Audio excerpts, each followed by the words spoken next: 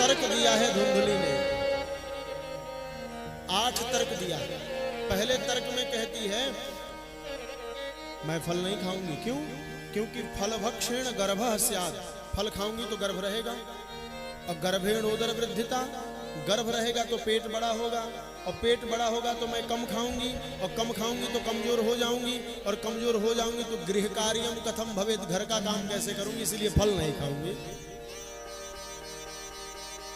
पड़ोसन बोली सबका बेटा होता है तो सब सब सब कमजोर हो जाती है, तुम इकलौती स्त्री हो, खाओ फल। दूसरा उदाहरण, नहीं खाऊंगी। क्यों? फल खा लिया, गर्भ में बच्चा आ गया तो दैवात घाटी व्रजेत ग्रामे, गांव में डाकू आ जाएंगे, आग लग जाएगा, सब लोग भागेंगे, पलायत गर्भिणी कथम, मैं कैसे भागूंगी, इसीलिए मैं फल नहीं खाऊंगी। 9 महीने की बात है, आग लग जाएगा, खाओ, मैं कह रही हूं खाओ।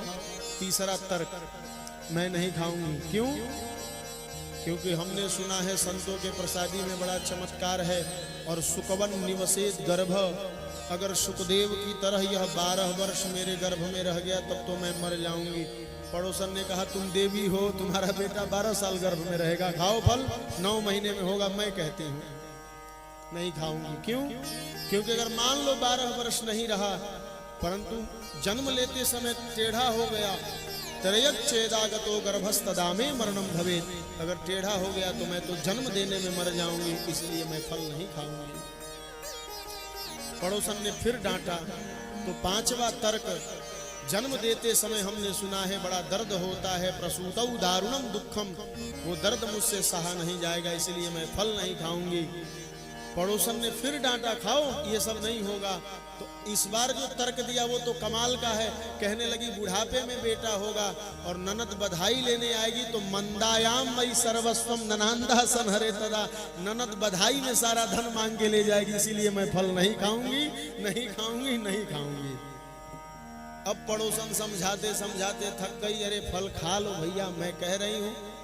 करिए 9 महीना सत्य शौच आदि नियमों का पालन नहीं हो पाएगा, मेरे हिसाब से तो या तो विधवा औरत ठीक है या बांझ औरत ठीक है।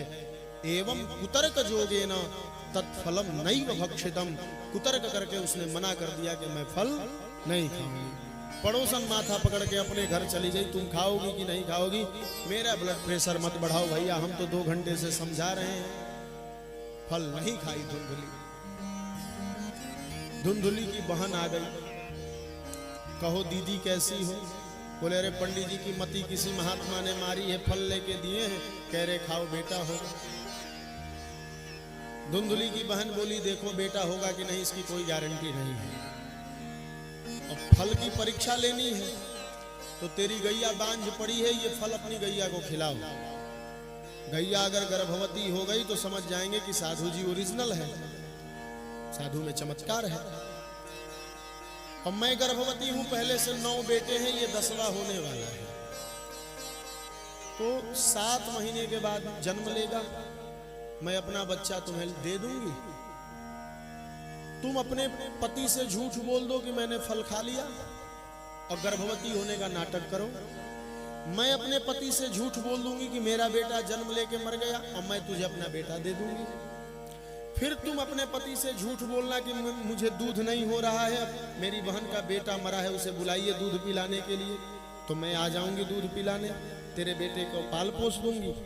और मैं अपने पति से कहूंगी कि मेरा बेटा मर गया है, मैं अपने बहन के यहाँ जा रही हूँ, इसके बदले तुम कुछ धन दे देना, मेरा भी काम हो जाएगा, तेरा भी काम हो जाएगा। तेरे पास बेटा नहीं धन है, मेरे पास धन नहीं बेटा है, तुम धन दे दो मैं बेटा दे देती हूँ।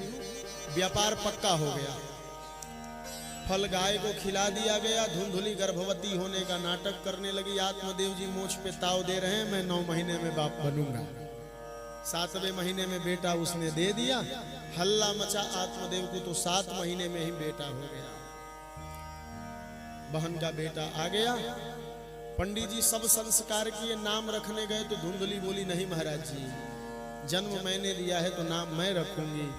मेरा नाम धुंधली है तो बेटा का नाम धुंधुकारी रहेगा, मेरे नाम जैसा रहेगा। बेटा बेटी का नाम बड़ा सोच समझ के रखना चाहिए। नाम का मतलब होता है प्रतिष्ठा। किसी किसी का नाम का प्रभाव नहीं होता, परंतु 99% लोगों में नाम का प्रभाव देखा जाता है। धुंधुकारी नाम रख दिया गया। फल के प्रताप से गाय ने 10वें महीने में बच्चे को जन्म दिया। सारा शरीर आदमी का था, केवल कान गाय जैसा था। तो गोकर्णम तम सुतम दृष्टवा गोकर्णम नाम चाकरोत, गाय जैसा कान देख करके बालक का नाम गोकर्ण रख दिया गया। पूरे नगर में हल्ला मच गया, पंडित जी के भाग्य खुल गए, भैया बेटा हो नहीं रहा था, होने लगा तो गाय भी बेटा देने लगी। अब देखिए कितना बड़ा चमत्कार हो रहा है। पंडित जी बड़े आनंदित। गोकर्ण जी संत के फल के चमत्कार थे, तो गोकर्ण जी तो बड़े ज्ञानी हुए, पर धुंधुकारी खल हो गया।